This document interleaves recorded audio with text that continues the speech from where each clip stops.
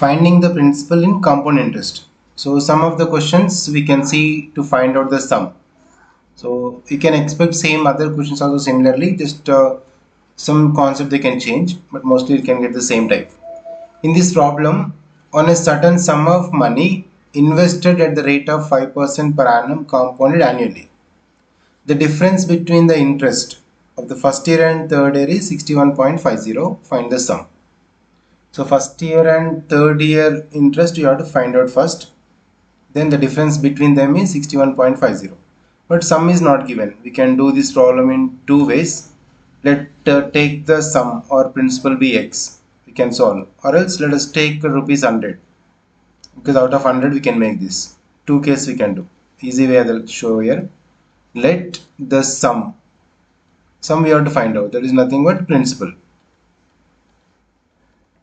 The principal is equals to rupees 100. Okay, let it be this rupees 100. If the sum principal is 100. Now according to the 100 we will continue the sum till the last. Then we can find out the account the given interest.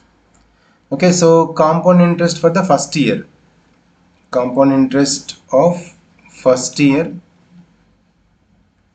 that is we can calculate 100, because out of 100 I took. Simply let the sum be 100. Then 100 into rate of interest is 5% for 1 year divided by 100. Okay, that is equals to rupees 5. So compound interest for the first year is rupees 5 now, right? Then amount of the first year, you can calculate same. So amount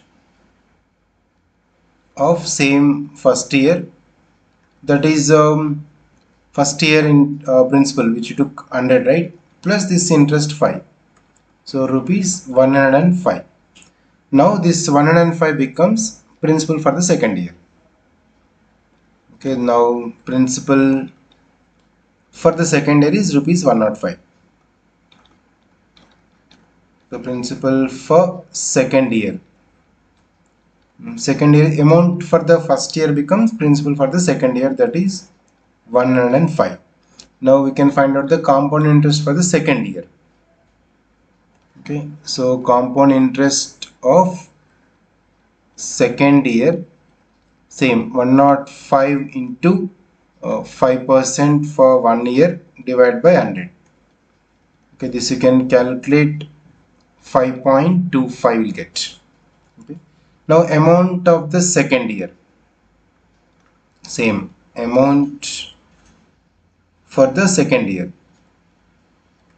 Second year amount is that same principal plus 5.25, that is 105 plus 5.25, so that is the rupees 110.25. so this amount becomes principal for the third year. Okay. Principal for third year is, that is the second year amount, so that is 110.25. This we can apply for the compound interest for the third year. Okay, then compound interest of third year. Third year is this, or you can take 110.25 into again 5 into 1 by 100. Okay, this you have to calculate. So 5 times 120, 110.25 by 20. So rupees 5.5125. Do the complete division. So according to the problem, difference of the compound interest of this third year and first year is given. Okay, third year is 5.5125. First year interest, compound interest is rupees 5. Okay, so first year compound interest is rupees 5 and here is 5.5125. Yes. Now let us take the statement like this here. So now when the difference of interest, in the difference, so before that you can find out the difference. So difference is, that means 5.5125 minus 5, so 0.5125, right?